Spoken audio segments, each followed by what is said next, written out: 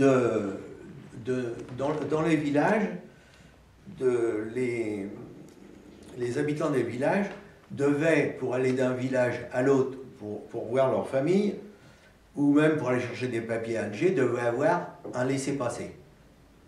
Et pour avoir ce laissez-passer, il fallait faire preuve de bonne volonté, c'est-à-dire que ceux qui obtenaient des laissez-passer étaient uniquement des habitants des villages ralliés à la France. Car en Grande Kabylie, il y avait des villages qui étaient ralliés et d'autres qui étaient douteux, qui devaient certainement, qui devaient, pas certainement, héberger ce qu'on appelait des félouses pendant la nuit, afin que ces derniers puissent se reposer et manger. Donc, de temps en temps, comme il fallait un laissez-passer pour aller d'un village à l'autre, nous arrêtions des suspects, c'est-à-dire des gens qui n'avaient pas de laissez-passer. Lorsque les suspects étaient arrêtés, on les interrogeait pour leur demander pourquoi ils allaient d'un village à l'autre. Bien souvent répondaient « c'est pour voir mon père malade, ma vieille maman malade, etc., mon cousin ». Donc, mais parmi ces gens-là, certains étaient plus que douteux, puisqu'ils n'avaient pas de famille dans le coin, et ils voyageaient sans laisser passer. Donc on les interrogeait, et on les interrogeait en premier, et ensuite on demandait ce qu'on appelle un organisme qui venait de Tizi Ouzou d'Alger, le DOP, D-O-P, ça veut dire Division opérationnelle de production, de venir les interroger. C'était des gens qui étaient, qui ne faisaient que ça, interroger les prisonniers. Par contre, parmi les gens interrogés, certains étaient quand même pro-français, mais ils avaient pris des risques en allant d'un village à l'autre sans laisser passer. Ces gens-là étaient parfois décidés à aider la France, et en contrepartie, nous leur donnions un laissez-passer pour aller soit à Alger, soit à Tizi Ouzou, pour voir leur famille ou faciliter des démarches administratives. Ils étaient donc redevables de l'armée française. Certains parmi eux étaient même prêts à nous aider. Alors, que faisions-nous? Nous arrêtions cet homme, le mettions en prison. Nous arrêtions cet homme quand il voyageait sans laisser passer, le mettions en prison dans notre compagnie, et on lui demandait s'il était prêt à aider la France. Certains étaient prêts à aider la France, car il n'y avait pas que des rebelles, là. Il y a des gens aussi qui étaient pro-français, peu, mais ça existait. Alors une fois qu'il était enfermé, le deuxième bureau, c'est-à-dire le DOP, ce que j'ai cité précédemment, lui proposait le marché suivant. On te lâche, tu vas dans un village de nuit et tu nous dis si des rebelles viennent dormir la nuit dans ce village ou pas. La plupart n'acceptaient pas, parce qu'ils savaient que si ça se savait, les rebelles leur trancheraient la gorge et leur ouvriraient le ventre en leur mettant des cailloux dans le ventre. C'était ce qui attendait les traites. Mais certains, peu, acceptaient. Donc, comment ça se passait? on arrêtait un type dans un village, tout le monde voyait que le type était arrêté, on l'emmenait au poste, dans le poste français, on le mettait en prison.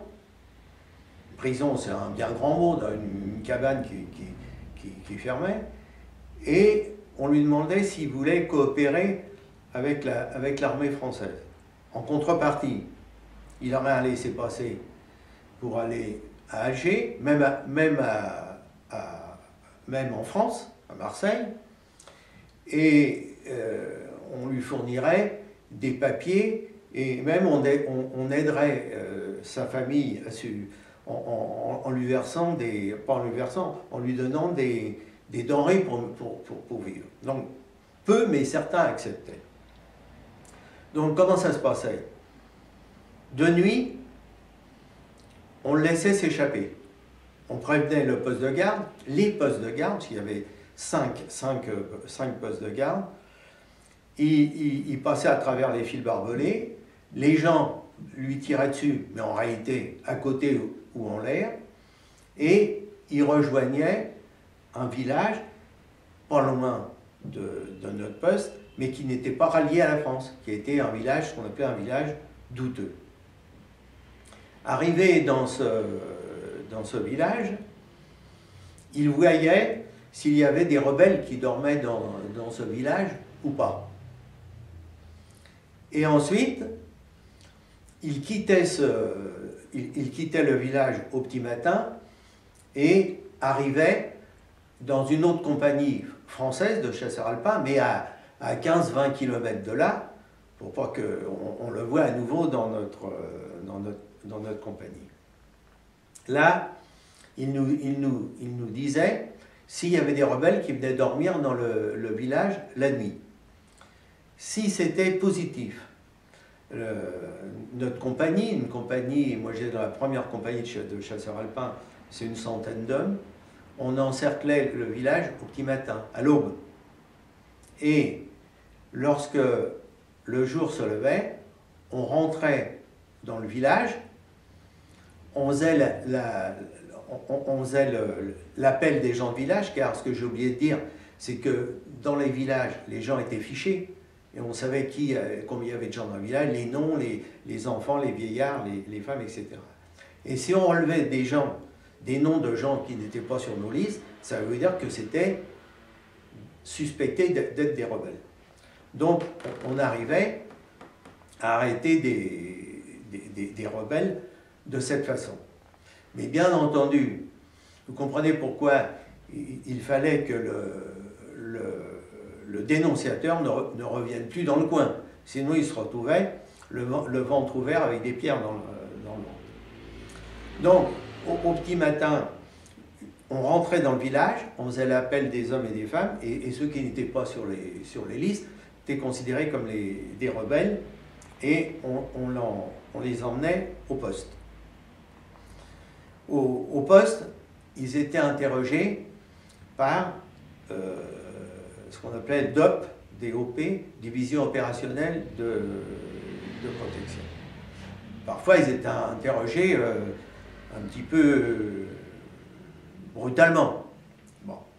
Et nous arrivions à obtenir des informations sur les passages de rebelles la nuit et des caravanes qui alimentaient les rebelles, des caravanes d'armes, de nourriture, de propagande, etc.